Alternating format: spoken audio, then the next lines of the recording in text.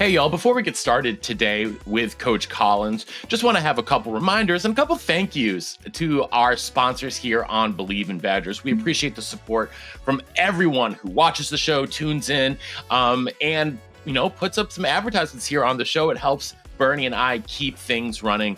So to start, though, make sure that you are using the link in our bio here to sign up for Underdog Fantasy, our newest partner here on Believe in Badgers. They have a unique approach to fantasy sports. It's a simple pick'em style format. Select the players you believe will either outperform or underperform their expectations on a given game. It's super user-friendly, growing community. It's the most fun place to play fantasy sports. Use our promo code Badgers and sign up using the link in the description here of the episode to get a free pick and up to $1,000 bonus cash. This weekend, it's the NBA All-Star Weekend, and I'm most locked in personally on the three-point contest. So I've got 4 picks here this weekend for the three-point showdown, the three-point shootout, whatever you want to call it, at All-Star Weekend in the Bay Area.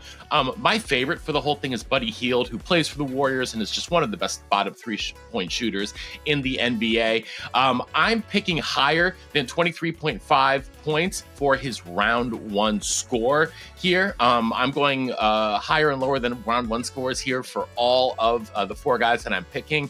Second guy here, I've got lower than 21.5 points for Cade Cunningham in the first round. He's a great player, don't get me wrong. I just don't think he's the best necessarily spot up three-point shooter, having to do what they do in the three-point in the three-point shootout. Tyler Hero has been on fire all year. Give me higher than 23.5 points for the Wisconsin native.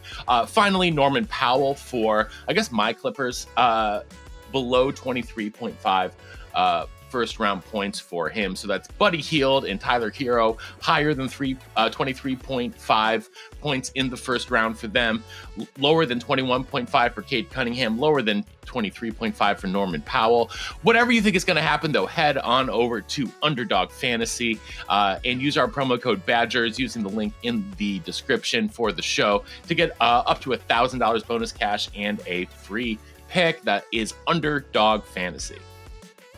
Obviously, here on Believe in Badgers, we continue to be presented by betonline.ag, the world's most trusted betting platform and your number one source for picking games here in 2025. No matter what the sport is that you like to wager on, they've got it over at betonline.ag. NBA, NHL, college basketball, anything under the sun, MMA, you can find it over there on betonline.ag. They've got the largest selection of odds, and they continue to be your number one sports betting source. They've got you covered with odds, stats, and more for every game, every play, and every win. BetOnline, the game starts here. And of course, finally, lastly, but definitely not least, our main man, Chris Anicetti, and his team at Oak Ridge Wealth Management.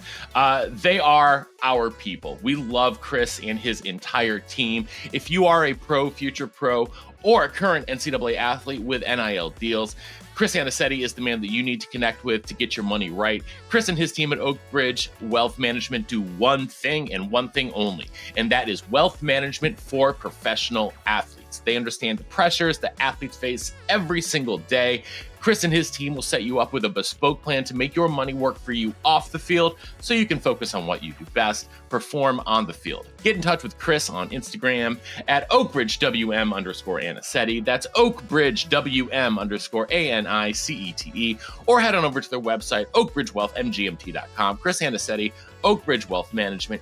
Get your money right. And we hope that all y'all enjoy our conversation here today with Coach Brady Collins, his 4th time back on the podcast, one of our favorite people around the Badger football program. I think it's a lot of fun, and we think you'll have a lot of fun tuning into it. So thanks again, and let's get on with the show. First sheet again, big opening, pass 5, pass 10, Vermont's a man, and he goes all the way to the 15-yard line. 17 yards of the carry. Welcome back to Believe in Badgers on the Believe Network, presented by betonline.ag and Oak Ridge Wealth Management. I'm Matt Perkins, joined as always by Badger legend, the Hebrew Hammer himself, Matt Bernstein. Bernie, how are we doing today? Dude, I'm good, man. I'm good. We got Coach Collins back. He got me fired up. He was texting me the other night, getting me juiced. I was about to go to sleep, and then I couldn't go to sleep because this guy was just all over how excited he is for this team. So I said, let's get you back on. Let's get the community. Let's get the Badger alumni back on this bandwagon, baby. You know, it's I'm just excited to have you back, dude. You bring more juice than I think I've ever been around. And Matt Perkins, every day with you is a holiday, my friend. So I'm pumped, man. Sadly, we don't have football anymore for a little bit, a couple months since the spring practice, spring ball. But man, I'm excited. From what Coach Collins has shared with me, that's a long-winded, I'm just juiced up, baby. It's an honor to be back, boys. Good to see you. And, I meant what I said. I know I can be biased, and that's fine. I'm the most positive person there is because that's how much I believe in our guys and what we do. But it just does, man. Like I said, I was texting you because I thought you'd be proud, man. I want all former Badgers to be proud of not only just how hard these guys are working, but what they're doing, outside of this building together and, forming those bonds and those types of things and, just restoring that word pride of what it means to wear the Wisconsin, what it means to play together and all these things. And obviously we've had, changes from staff and an influx of transfers and new freshmen. I mean, the biggest group of freshmen, I think we've ever had as an early enrollee and even in my career. And just getting everybody, to really learn that it's bleeding together, but for each other. And it's been powerful, man. It's been awesome. I love that. So what have you guys been? So what have you been up to? No bowl practices this year for the first time in a very long time. I'm sure that brought in a different attitude, a different feeling around the building. So since the Minnesota game, what have you been doing? Yeah, I mean, obviously we didn't deserve one, and we could say whatever. And, we started 5-2 and then did not do well after that. And, for a variety of reasons, all that stuff, all you can do is you got to look in the mirror. You got to find ways to get better. Obviously, it starts, at every single position, at every level in this building. And we don't point any fingers because we know we own it. And we knew we had to get back to work. We had to, retool the roster. We had to retool our hearts and our minds. But, the philosophy and the core had to stay the same of, doing this together. Football is the greatest team sport because it's not just one guy out there. It's not like basketball. It's not 5-on-5. It's 11-on-11. And in turn, you got three phases of that. You got the offense, you got the defense, you got the special teams. And, feeding off that and, respecting and honoring your brother by just, little things, you know what I mean? And it started in here in the weight room with, little things that might sound like middle school stuff, but those little things add up to big things. So just really honing in on that, making sure we brought the guys back earlier because, what are they going to do? Why wait around? Like, let's get back to it. Let's start. So that was really good because we got to do a lot of, reteaching and intro and just, before we really took off. And obviously you had, 2 waves of transfers. A group started, 1 week, another group started at the end of another week, and then all the new freshmen came in. So it was like just a circle of, all right, these guys are starting, these guys are here. And then finally we were all starting together. So it's been awesome. I mean, we're rolling. OTAs are coming up soon.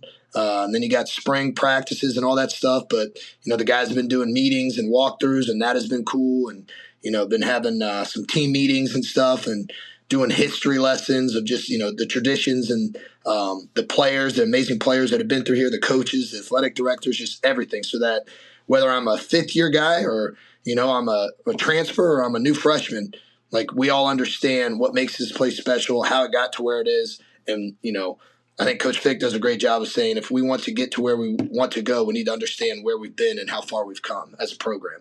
And so I think it's been really cool. It's been really cool even for me. I mean, I love learning as much as I can about this place. And so it's been a really good, really great start to the offseason. So, Coach, last game obviously is very disappointing.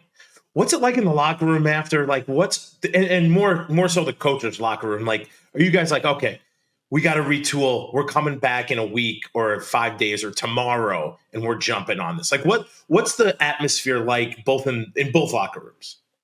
Yeah, I mean, it's tough. I mean, you've been in a locker room where things didn't go your way, and you can't help but be thankful for the dudes that you got to be around. The Hunter Wohlers, the Jack Nelsons, all these guys that grew and blossomed before your eyes, and were great leaders, and just couldn't get it done that last game for whatever reason, right? And again, like I said, nobody's pointing any fingers. It all starts with everybody. And then in turn, I mean, nobody's satisfied. Like we didn't come here to do what we did last year. We didn't come here to be 5-7.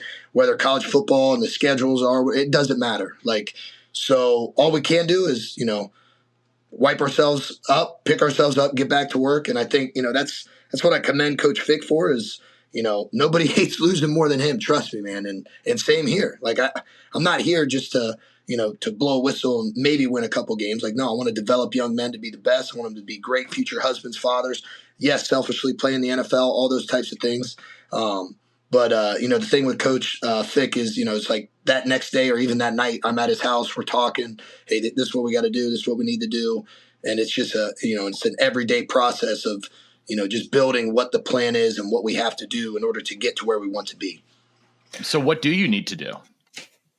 We need to just continue building our hearts and our minds, because the body's the easiest thing. Our guys look great. And, selfishly, I want our guys to always be the biggest and the strongest and all that stuff. But it has more to do with the brotherhood and the pride of why they do this, right? Like, and even in today's world of college, where guys get paid now, which is great. They should get paid. Like, you should earn what you're worth, right? And here's the even better part. How do you earn more in life, no matter what? You earn it, right? So if I want to be paid more, I go earn it. So I work for it. There's no ifs, ands, or buts. And then it happens, right? You go make that happen. So, what was your question again? I'm getting rambled. No, what did you learn? And what do you have to improve on to make sure that 25 goes better than 24?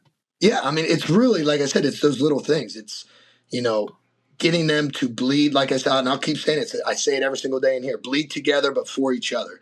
Because when a team does that, they're tough to beat, right? And, the alignment of what we've preached from day one, and it's always been in the weight room and we practice that way, is that toughness, that physicality, that discipline. Like, and yes, when things are going good, you see it. When things are going bad, obviously not. Why? Because it steamrolls. It's an avalanche of emotions and all those things. But, I think it's, again, the right people and, plans and, what we're teaching these kids and what we're using with what we have and what we've added, like, playing football the way it's supposed to be played and putting guys in the right position and taking advantage of that and adding more size up front. No doubt that's been amazing, and adding more pieces here and even getting guys back. I mean, with Nazir, I mean, it's just, it's like this big puzzle that you're, piecing together.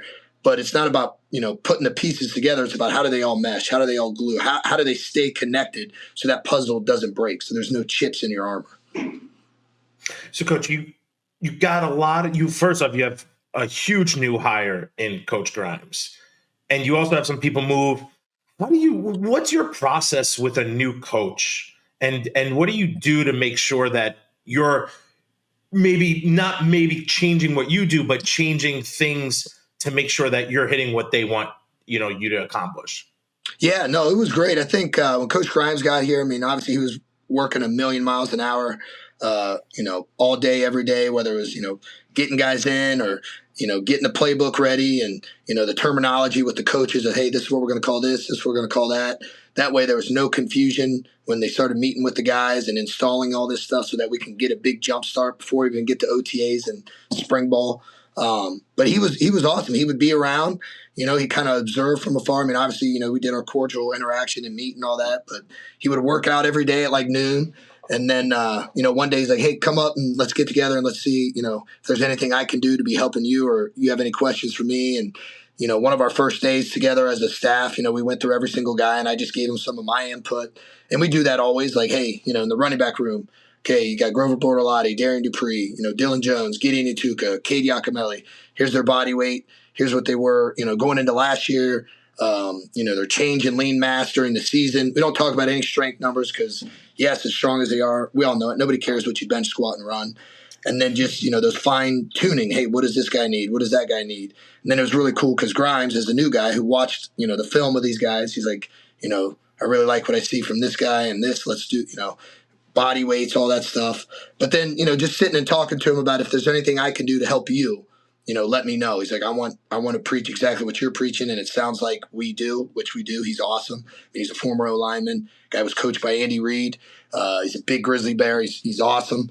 And in turn, I said the same for him, because he wanted to make sure if the guys were going to get together on throwing, hey, when should they do that? As opposed to just like, well, I want my guys to throw, 3 times a week. And it's like, I'm going to blast their legs on this day. So it's probably not a good day to throw. So just making sure we had a good organized, plan. And then, all the other new coaches have been great additions. Coach Reed, Coach Powers on defense. And, it's been awesome. And again, it starts at the top with the leadership and the alignment and then it just spreads. But, it's been pretty cool. Do you find that there's been a huge jump from Longo to Grimes? Yes, I do. And I mean that in just the terminology, the emphasis, and, just you could say scheme, whatever, but it's just, there's a massive shift in that. And I think it's all positive. I think it's all positive at every position, even on the defense, it's positive. I mean, guys on defense are going to see things now in every practice that other teams do, as opposed to just, certain something or just only seeing it during scout work before the game. So I think it's really great. And again, we got great dudes. We've added great dudes. And now it's the fun plan of continuing to build their hearts and their minds. Like I said, bodies are easy. And then, keep building to when we get to spring. Let's see how they all mesh. You brought a lot of guys in, like you mentioned, between the transfer portal and then I think the most early enrollees in program history. What was it, 17 or something like that of the freshmen 15, or early 15 early enrollees? That's I can't remember exactly. So it's like 30 plus new guys in the locker room in January. How has you talked about the importance of building that sort of brotherly love and that, and that culture. What has the sort of the culture onboarding been like for all of these new faces? Yeah, we kind of treat them not like a freshman, like when they first get to us. But for me, I want to make sure I evaluate their movements, their not, hey, can you bench, let me see you bench. Like, no, like, you almost teach them like a new kid again, like, hey, make sure we brace, make sure your butt's touching, when you squat, like before I put them under a bar, we do assessments with them, all that, just because I don't want to set them up for failure, right? I don't want them to get here and it's like, let's see how much you can do. Like, so you kind of do that with everybody. And then you just kind of, turn it up a little more as they go, slow cook it, and then you take off. But it's been really good because, the whole offseason motto is to be humble and hungry. And really that's every year, that's every single day. Like, if you're not humble, you're not going to go far in life. And, we've dealt with, things here where, certain people and thought they were something and they weren't or whatever. And then to be hungry, I even say to be starving. Like, you got to want it so bad that it's all you care about. Like, and all you got to focus on is that in that moment. So if I got this workout, it's all I'm focused on. It's all I care about. And I'm going to give everything I got in this moment. And then I'm going to go do whatever else I got to do and focus on that. And then tomorrow will take care of itself. I'm going to interrupt you right there because that's something I'm really curious to go a little bit deeper on that focus. In 2025 with our mobile devices and all that stuff, it is so hard to focus in general, but especially if you've, grown up on social media and whatnot. How do you get your players to disengage from the outside world and really stay present when lifting, when practicing, when they're in meeting rooms? Like, how do you preach that? How do you have your guys approach that?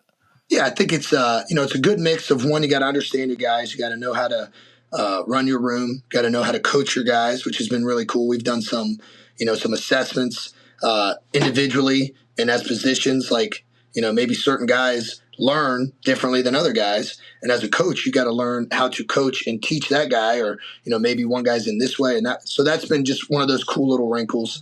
But yeah, it's hard, dude. I mean, you know how it is. Like, before the game, you got your headphones on, you're on your phone listening to music, but you're probably looking at other things. It's just totally different now. Everything's right here at your phone. But it's about getting them to, one, like, if you love what you're doing, then you should be having fun doing that, right? So, and then selfishly, I've always said this about the weight room. Like, I understand not everybody loves training hard. Like, I get that. I'm not dumb. But if you make it an environment that's so fun, that's so rewarding, that, as much work as you give in, it's going to give back to you. you don't realize how hard you're working because you're having so much fun. And in turn, even in like the meeting rooms, like, hey, when we get to the meeting room, we got to lock in, we got to focus on our things. But we know it. They're young. They might, start to space out or worry about something else. You got to find those fun ways to make it fun so you can lock in, but then relax and have fun. Lock in, relax, and have fun. It can't just be like go, go, go, go, go all the time. So, I think individually as coaches, there's unique things that they do. Obviously in the weight room, you have no choice but to be locked in. Otherwise, it's not going to be good. But yeah, I think it's just understanding your guys and knowing what each one needs. It's funny, Matt Perkins, you bring up a very good point about always being connected. Same coach with you. It's funny. When I think back, if a phone rang in a meeting room, it was bad, bad, bad. So, and we had the flip phones that you really didn't the have Motorola, service the inside. Razors. So, yeah, the old school. I had the first Sprint flip phone that didn't work inside, but my phone stayed in my locker, and I had no anxiety about it because you couldn't do anything. Coach, do you allow cell phones in the weight room, watches, Apple Watches? Is there any of that stuff, or are you asking your guys, hey, completely disconnect from that? The same. You bring up a good point about before a game. How do you lock in when maybe a girl's texting you or a significant other or your parents or some I never had that issue. You never had that. Matt Perkins, you didn't either. I guess this is more of like a holistic question, but how do guys lock in like that now? And how can, I'm not 20, so I don't know how to separate from my phone. I mean, I know how to separate from my phone. Yeah. But how does so maybe you can answer that question. Maybe it's like a hard question to answer just in general. No, I mean, well, you cannot have your phone in the weight room. That's a no. That's like having a coffee in your hand too. Sometimes coaches find out the hard way when they come down to watch their guys and they got a coffee in their hand and it gets knocked out. So, no phones in here.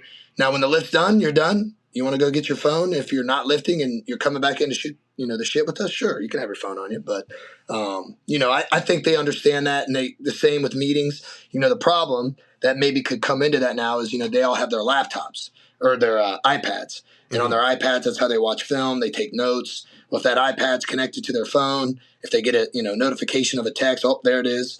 But, I think it's really unique that you said that because, we can all just think of ourselves individually, but even, on a broader scale, we all had our routine before a game like this, I'm going to get amped up, but then, what, I need my moment. Maybe I need to relax.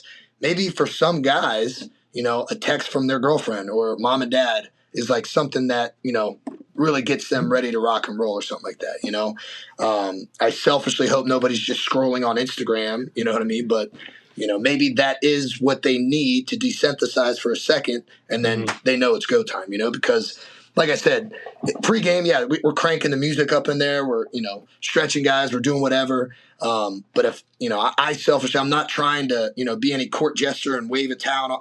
If I need to get you pumped up on game day, we're in a tough spot. Something wrong. But, it's just a unique, I think it's just an individual thing. But do I think it's like a problem here? No. No, I'm not saying that. Yeah. That's more of a tangent of Matt brought it up and I'm like, wow, I never had that problem and I never had to even think about it, right? My computer could hardly move. It was so big. All right, so let's get off this tangent because it's that's an old head thing.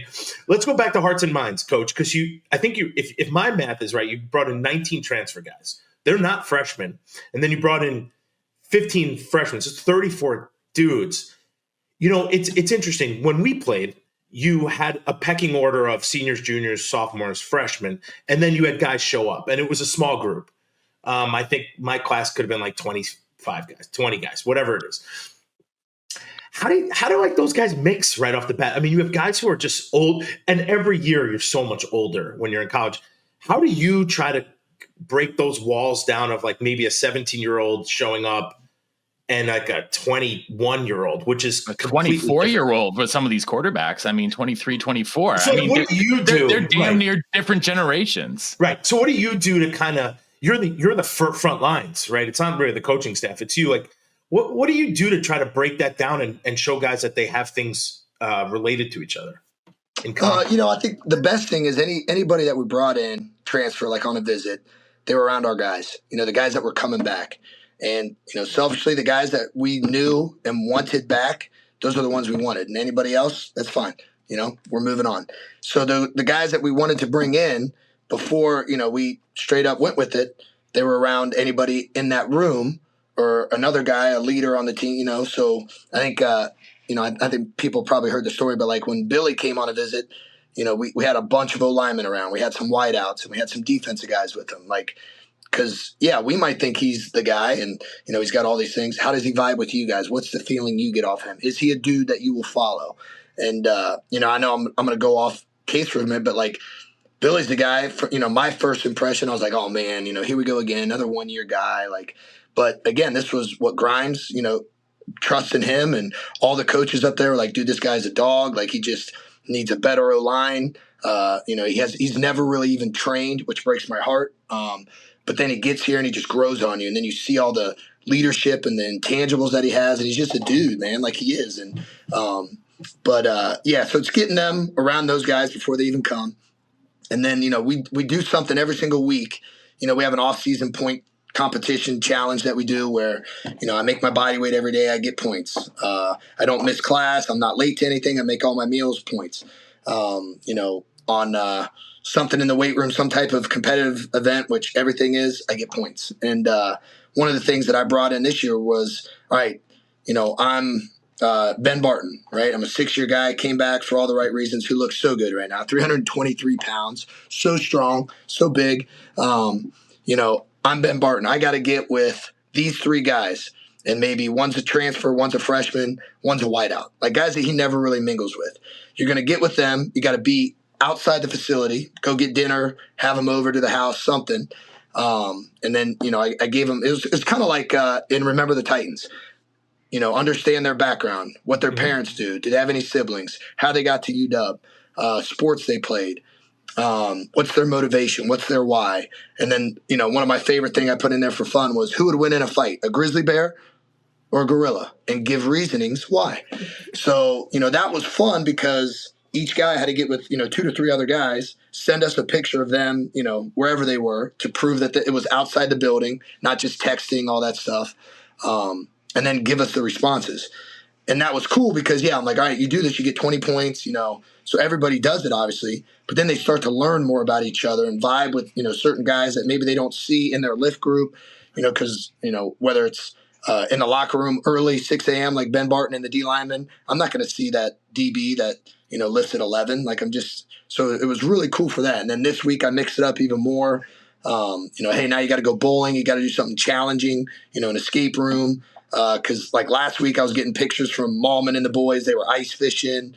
And, so you like I said, selfishly, you push it and then it just takes off. Like I get pictures every night. And I told the guys, I said, I don't care if you're just in your dorm. Send me a picture that you're with the boys. Because it should always be about the boys, right? Mm-hmm. And, so it's been overkill, but it's been awesome because that's, like I said, that's what matters. The more they're around each other, the more they get to know each other. The lifting, that's easy, right? You're working out with this guy. You're going to push his ass just as hard as he's going to push you. You're going to demand the same from him. We're demanding it on the practice field, the same in the meeting rooms, the same in the locker room, the same, and then outside the building even more. So that I think that's probably been one of the biggest things we've done. First off, I love this. I don't think it's overkill at all because I think in this day and age, you have guys in and out. It could be why a guy stays. It's all that. It's team building times a trillion. I used to hate it, but on Mifflin Street, we would go as a team at like 7 a.m. to do some kind of volunteer work because the coaches knew they didn't want us on the street. But you're with a bunch of dudes. So at least it was fun in that respect. I absolutely love this. I think this is such a good idea because you're right. It is Remember the Titans. It forces guys who might never talk to each other to have some type of conversation that even the gorilla and the bear it's so dumb, but they're gonna have a conversation about it, and it's just people are gonna laugh. They're gonna have a good time. I'm sure you get some interesting pictures though, Coach, on the weekends or whatever time you. Yes, you do. I'm sure. But again, we can't post, but that's okay. Right, but also that's team building. That's you want the guys to be with each other on the weekends. Because if they're going home, it's a little different. So I'm just thrilled. Matt Perkins, do you have something to say? But I'm just thrilled to hear that you're doing that this year. I do have something to say. Which two guys have become like the odd couple? Two guys you would have expected, or like most people would expect to hang out, but then all of a sudden they did one of these things or whatever, and it's like now they're inseparable. Now they're doing everything together. Oh man, I'll tell you what was a really good one was we got a good picture of you know how they have parties on the lake, right? And they wear like basketball jerseys or whatnot and all that stuff. And it was Charles Perk 30 Perkins, who is, I mean, personality through the roof. Again, I know I've said it, one of the twitchiest D linemen, one of the twitchiest players I've ever coached. He's so humble. He's so appreciative. Like when he came on his visit and he got his pictures in his jersey, like he was in tears because he's like, I made it. He's like, but I ain't satisfied. You know what I mean? And like he works that way every day. But he got a picture with Emmett Bork, a freshman who just got here, and he doesn't look like a freshman. He's a big dude. But, they're all smiling in the picture. And then, like, you're just kind of, like, see them in the locker room, like, messing with each other and, like, on the field, dapping each other up. And you're just like, that's pretty cool. You know what I mean? And but there's a bunch of them, because, again, naturally what happens, the running backs are going to stay together. The tight ends are going to mess around. But you want that to seep. You want that to bridge. And, I don't want to keep, talking about it, but it is cool. But, like, a lot of these transfer guys, guys where they came from Miami or, anywhere, they're like, hey, coach, man, this stuff's really cool. I ain't never known anything about some of these guys where I was at. And in turn, even, some of our older guys even, like, they might have known of that guy and, all these things, but they truly try to develop an even deeper relationship with them. So, and again, it just those little things that'll pay off down the road because we're going to have adversity. There's always going to be adversity. How we respond to that is when I look to the left, look to the right, and I trust that brother next to me. I know I've seen his work his ass off. I have a deeper connection with him. I know he's not just a DB and I'm a linebacker, so I know he's good. Like, no, man, like I got you, you got me. No more of this, selfish, soft, lazy stuff. Let's go to work. Shameless plug, Matt Perkins, but the Believe in Badger podcast does this type of thing where we learn new things about old players. I feel like that's what we have done. I mean, that's our niche. Like that is like that is our lane. We interview guys who are like, I would say Brooks Bollinger, one of my best friends in college and post college for a very long time, and I had no idea how he got to Wisconsin. And then when we learned that Matt Perkins, his mom drove overnight and he got out of the van and was like, "Camp Brand, I'm coming here." You're like, dude, we spent years, decades hanging out. Why would you not tell me that story? It's so cool. But he would never know why I got there. So I just love this. I think it tears down like you're new or you're a transfer, and it brings in the heartstrings. Like why are we brothers in the Badger? So I think it's so cool. I want to go back. You said something about like so after the season, do you have a feeling of like who's gonna leave? Or are you shocked by anyone who leaves? No, not really. I mean, there was one, obviously, which everybody knows. Just because, I had a great relationship with him. I trained him. But can you really be shocked in a lot of things, with college football these days? Not really. So you always got to, like, we had a joke. I mean, Fick and I would joke, like, every day you come to work, you got to have your head on a swivel. You got to have a Kevlar vest on because you're going to take shots. You're going to give shots. And if you ain't built for that, you're probably not built to be here. You're probably not built to be in college football right now because just being honest, it ain't the same of what it was even 2 years ago, right? It isn't. Like even within this past year, it's totally different. And that's fine. If you're not evolving, you're not going to grow. And, we took our shots, no doubt. Now it's time to fire back. And, we'll do that. We'll do it the right way, right? Where you build a team from the high school, you get the transfers that you need to get. You take care of the guys that you have, you develop them. And again, I know it's easy to say because it's my profession, but some of these kids that come to us, they're not developed. Like they don't, and I'm not saying what we do is the best, but it breaks my heart, one, and it blows my mind, but also that's okay. Now they're ours. We got them. But yeah, we definitely had an idea of, what we wanted and who we wanted back. And again, I think that was a big part of the humble and hungry, and being real with not only yourself, but where we are and where we want to go and who we want to be. So no, really no surprises. Really good surprises with, like a Nazir coming back. I mean, that was unreal. And even in turn, the young guys in that room that have been doing a great job, those guys are excited too, because why not? I get to compete with a guy that, really grew last year. And now I get to continue to learn from him. And again, if I want to be the best, I need to go against the best. I need to push myself against him. So it's just, it's the best. It's iron sharpens iron, all that. But yeah, no surprises. So and part you get to, and Rico stays around, which is a nice, nice little thing there too. I'm excited about the corners. Sorry, go ahead, Bern. No. So I want to ask one more college landscape question. As we see teams, I mean, you're not really technically allowed to do this, but the best guys on every team are getting talked to, right? So, and you don't have to admit this if this is not like a probing question to get you to say anything you shouldn't be saying, but it's more of like how do you know, like, we know the guys on our team who are exciting, who are explosive, who can make a difference on other teams. What is that conversation different? Is there more like, hey man, don't go, please? Like, not more begging, but like, is there more of a deeper conversation with those players? And how do you go about keeping these guys in this crazy day and age? Yeah, I mean, we hear a lot of things in the weight room, obviously, a lot of funny things, a lot of naughty things. But then, you hear real things, and then, whether it be during a warm up or something. So yes, there's people always trying to tug at people. And, I'd have certain young guys come and talk to me and be like, damn coach, like my phone won't stop blowing up. I'm not talking to these people at all, but they're like, it happens. You know what I mean? Mm-hmm. And, if you don't have great relationships with those guys, it's really tough to get them to, not worry about what's over there, or, hey, I'm throwing this at you, and, you don't even have to work for it. You just come on, like, we got it for you. Like, that's a short-term transactional deal. That's not going to be transformational. And, we know there's unreal amounts of money being thrown around and all these things, but, like, who's developing you? Who's around you? Like, do you have the right people that, when you face adversity or when you have a hiccup, like, they're going to be there to support you and, be there no matter what to get you to where you want to be. So I think it really just starts with relationships. But like I said, you got to have head on a swivel and wear a Kevlar vest, because, I mean, every day you just never know, and but I feel really good about where we're at. I know our boys love what we're doing, who they're doing it with, and the direction that we're moving. And that's all you can keep pushing and enforcing. And, but it's wild, dude. It is wild. Rotating door. It is wild. It's so wild.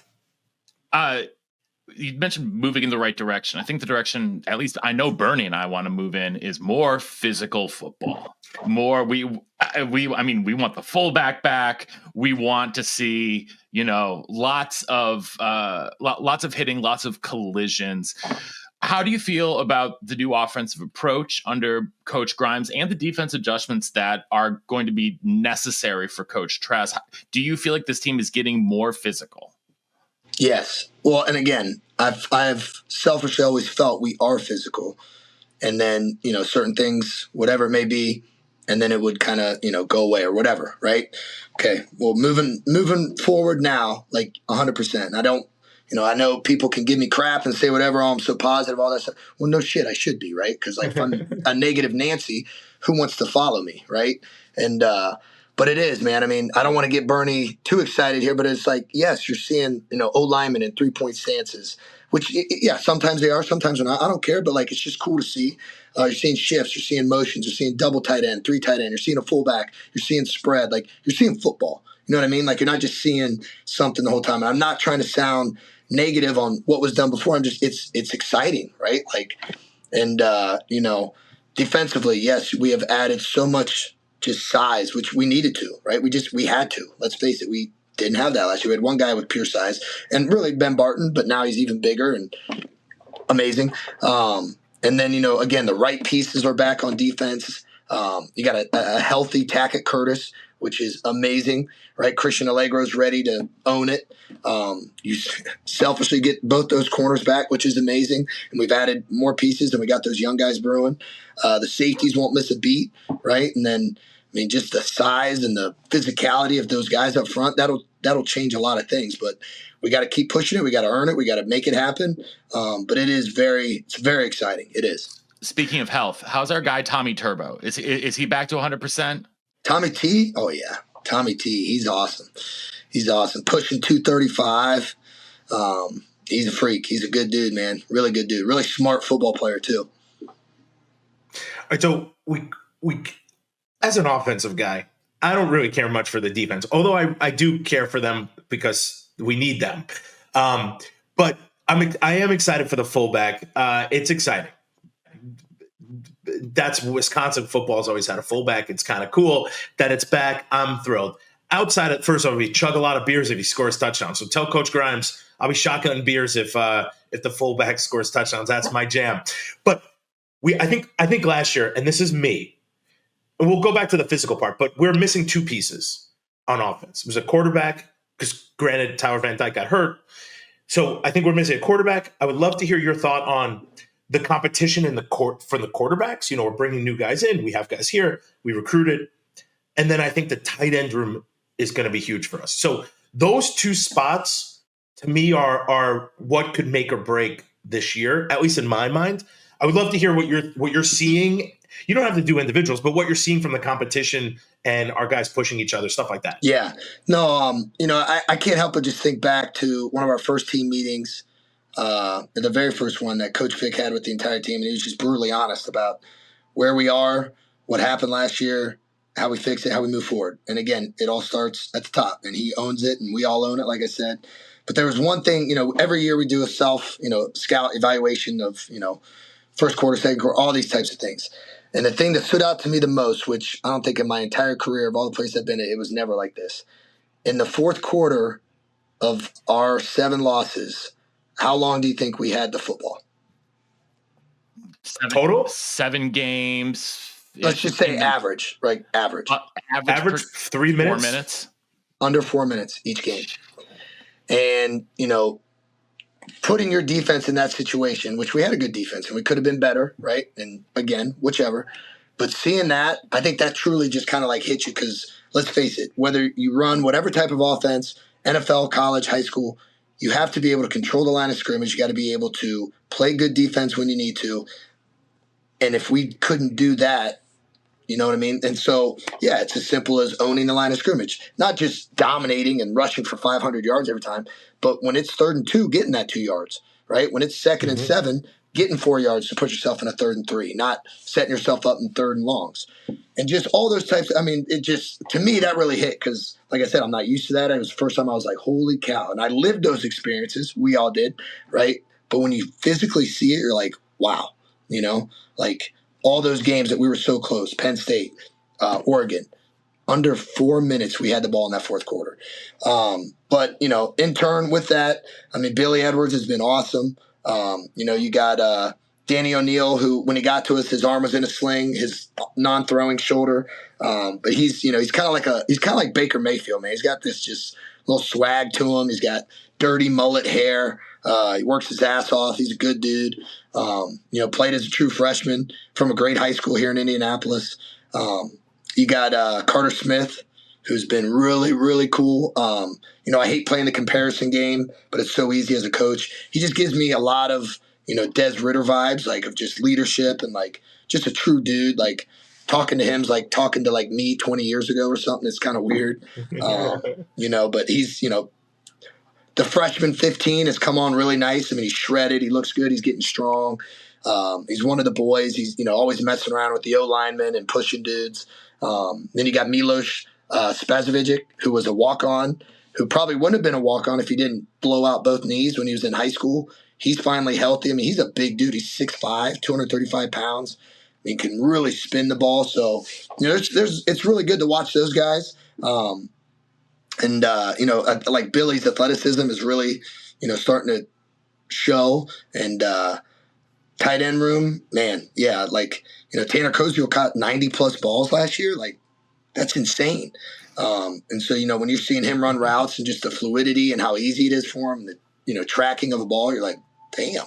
Then Tucker Ashcraft, just continually, gradually getting bigger and leaner and stronger and faster. 260 right now looks great. Jackson Aker, who's that tight end fullback. You want to talk about freak, 250 pounds, running almost 22 miles an hour. Like he's a nut job.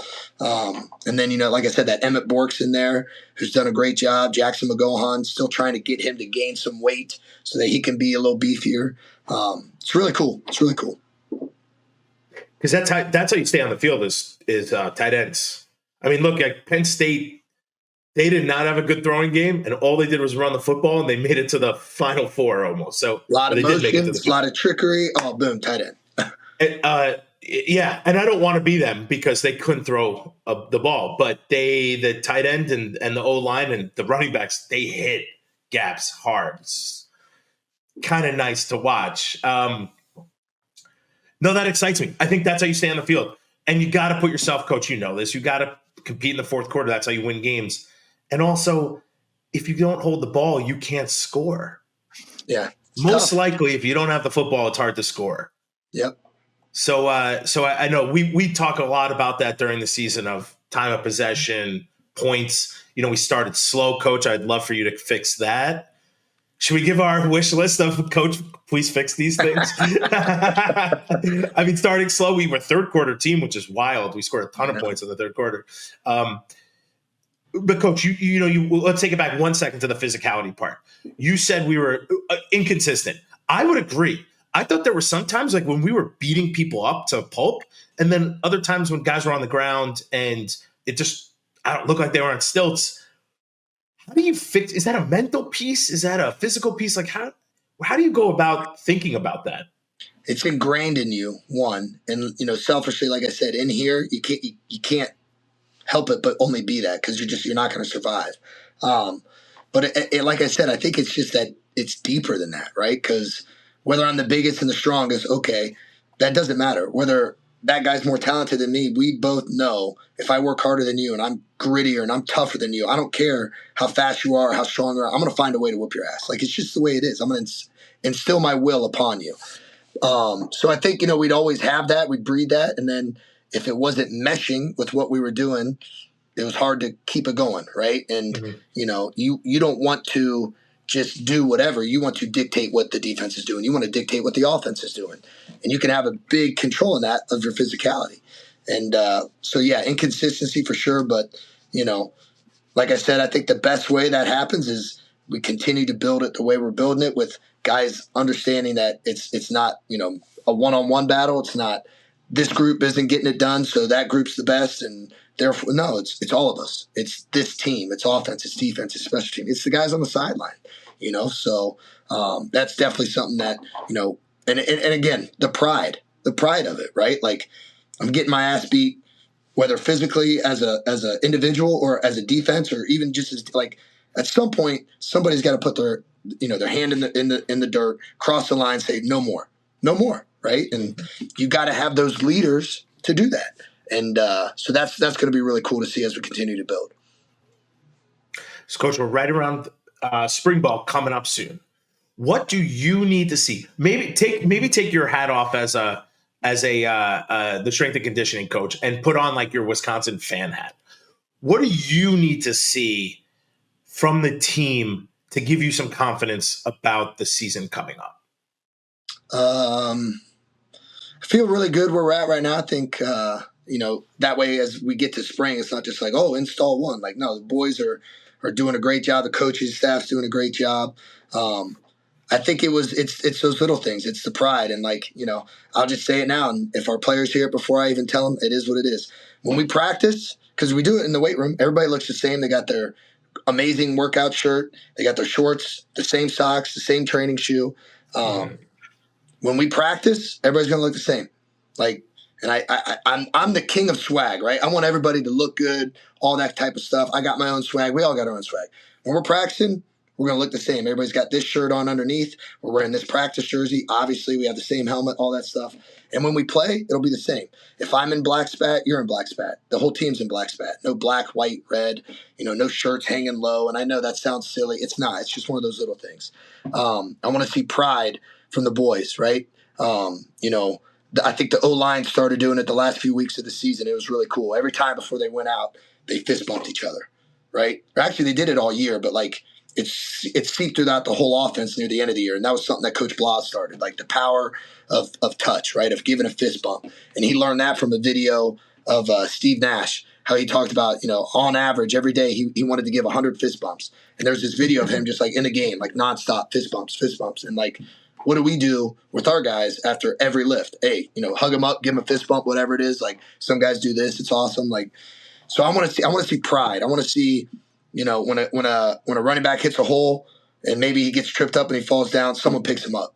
I want to see when a ball gets, tipped and a DB falls down, someone runs and picks him up. You know what I mean? I want to see those little things that just like, my guy's down, I'm going to go help him up. He just made a great play. I'm going to go celebrate with him.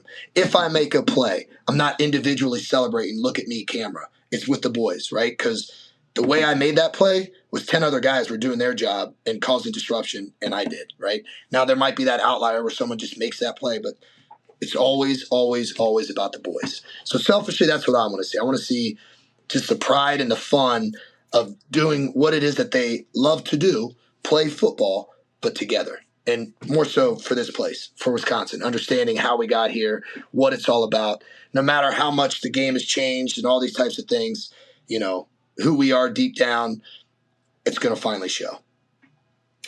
Coach, I need to go test my bench press or my mile right now.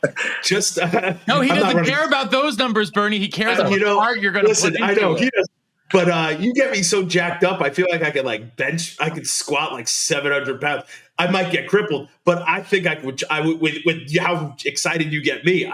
So I'm pumped for this. Listen, I'm always pumped for every season. There's never, I was set. I mean, obviously last season I think said a huge outlier. We just, Vic to me has to find the pieces, right? And Phil Longo just wasn't part of that. He brought a culture that didn't. It's like oil and water with Wisconsin. It just didn't it just didn't work, sadly. And listen, you got to make some harsh moves. This is college football. I do like Grimes. I think that's great. I think we're bringing guys in that we need to bring in. That it's going to be a terrible schedule season this year. So, hey, Coach, we only do for 2 more minutes. I actually love it. I would be excited because you're playing all these great teams. That's why you want to play football, because guess what? The NFL has no bad teams. No matter how, even if there's a 0-16, they're in the NFL. And that's what we all see it happening right before our eyes. College is going to be the NFL. I mean, within 5 years, it'll be the Big Ten and the SEC. If you're not in it, it's the AFC and the NFC. And you're going to have the Big Ten, far west, not the old West that everybody's used to. You're going to have the Big Ten North, the Big Ten South, the Big Ten East. You might play Iowa twice a year, once there, once here. You just don't know where it's going. But it's how is it not exciting? And anybody that isn't here or didn't choose to come here, whatever it is, if they looked at the schedule, the reason they're not here, they're probably scared. Let's be real, right? If you're the best, you want to go up against the best. You want to compete against the best. So we're not going to shy away from it. I'm not worried and scared because they might have more talent than that. That's got to be our edge. That's what's always been Wisconsin's edge, even before college football landscape changed. The toughest team, and I put this on top, the toughest team and the tightest team will always win, right? Now, will they always win? I'm sure there's a heartbreak here or there, but if we're a team that is tight and we're tough as shit and we're not going to give in, we might not have the most talent, we might not have spent the most money like certain schools do. That's fine. We're going to take you to the woodshed and we're going to see what happens. So, it's exciting. It is, man. Who doesn't want to play the defending national champions at home? I do. 2 years ago, we had them pretty close, right? And then some things went down. That's fine with a backup quarterback. Okay. I mean, let's go, man. But I think Coach, I love. I just love what you're saying is exactly Wisconsin football for the past 30 years. Is that we can compete with anyone. Ohio State came in 18-0, won the national championship, and we beat them at home in 2003. I mean, that's the football I want to get back to. Maybe we can't beat Ohio State every week, or maybe we can only beat them 3 out of 10 times. But those 3 times, but it's going to be a game. That's the thing. It's always going to be a game, and you're always going to be a fourth quarter fist fight, and there's a chance. Yeah. And and you see glimpses. So it's exciting. I think this year I'm not in the wins and losses columns. This is my own thing. I'm in the improvement columns. Are these guys playing better football? Are they together? Are they physical? Are they less mental errors? Oh, the checkbox. Yeah. That to me is how we get better. It's not listen, I don't think Fickle's going to get fired after this year. He shouldn't because of wins and losses. Jeez, man, you're scaring the fuck out of me. I'm just giving you I think this is the year that I actually think, if I predict, this is the year we get better as a program, and then we take off next year. That's my hope, is that's you are a coach, so you want wins and losses, and improvement. I mean, obviously, but to me, I'm not in that wins and losses column. I'm in I want to see these guys improve, and then I want to see them whoop ass next year. I mean, let's face it. I mean, I'm not naive either. I know the schedule of 26 and 27. It's a lot different than what we have this year and had last year. And that's fine, but we can't control that, right? Like, it's like Indiana last year. They didn't have the toughest schedule, but they controlled what they had to control, and they did what they did. Okay. We can sit and say all we want. We didn't make that schedule. We didn't make this one. Like, it is what it is. Right. But, I think you hit it on the head. How do we see that, that progression, the development, that we are better? And you know it as a former player. If we're together and we generally love playing and doing those little things, taking pride and all that stuff, we're going to play better because we believe in the system that we're doing. We believe in each other. We believe that nothing has to be the perfect play call or we have to out-scheme anybody. No, it's my brothers right here against that team. You know what I mean? You're coming out of the tunnel on my field. Oh, no, right? We're coming to your house. Oh, yeah, it's on.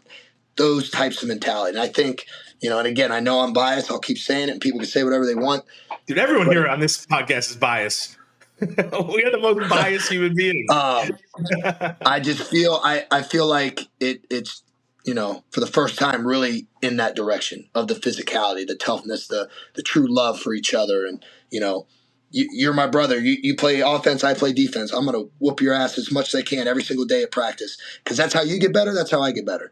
And then as soon as practice is done, my arms around you. I'm joking with you in the locker room. We're gonna go get dinner. We're gonna have some beverages on the weekend. You know what I mean? Like those little things. We're going to send Coach Collins a picture. Yep. Exactly. We're going to send Coach Collins a picture doing something weird. Man, I'm happy we did. Coach, I'll have to tell you a story one day. Maybe I'll just tell you that. We did Mifflin block party. I obviously had way too much to drink. I was overserved for sure. And I wrote something on my arms, inappropriate. It started with an F and then U on one in black magic marker. Not magic, permanent marker. I look like a complete jabroni, like thug, idiot, goon. And I took a picture at the college club with these girls and some other football guys. And all of a sudden, a couple of days later, Coach White's like, hey, Bernie, I got this. Can you come over here? Sure. What's up? He's like, what's this picture? And it's me with, FU on my arms and these, this picture. And I'm like, oh, Coach, I don't know about that picture. He's like, what do you mean you don't know about it? I was like, I don't think that's me. It's 100% me. No, it was me. I remember it. I remember it. So you probably get some of those, and they're probably hilarious. I wanted to frame this picture. I was like, Coach, this is a good picture. You should keep it. Then I was like, who the hell gave this to you? This is a hard copy, dude. Like, you don't see printed hard copy pictures that much anymore. No. It was very embarrassing. I was really drunk when I let Michael Kleber write on my arms. You know what? I had a really good time and no one else got offended. So it actually worked out really well. But I could only imagine what you wake up on like a Sunday morning and see from these dudes. And they're like, you plus get them during 1 the point. night too. Yeah. It's always fun to see in the background. What's going on in the background? That's what's always funny. Oh yeah. The decorations of dorm rooms or apartments or, that's what's funny. Oh, I love it. Coach, thank you, man. I mean, you got me juiced up for this season, and we're just always appreciative that you're a fan, and we're such a big fan of yours. So thank you so much. No, I appreciate it, boys. Always a pleasure. You guys are, just killing it. I always, every time I drive home, I'll pull up any kind of podcast, and I try not to always stay sports related, especially Wisconsin, but can't help it. You guys always have good stuff, so it's pretty easy. Well, we really appreciate that, Coach. We appreciate you. We appreciate everyone tuning in here to Believe in Badgers on the Believe Network, presented by BetOnline.ag and Oak Ridge Wealth Management. Thanks for tuning in, and until next time, on Wisconsin. On Wisconsin.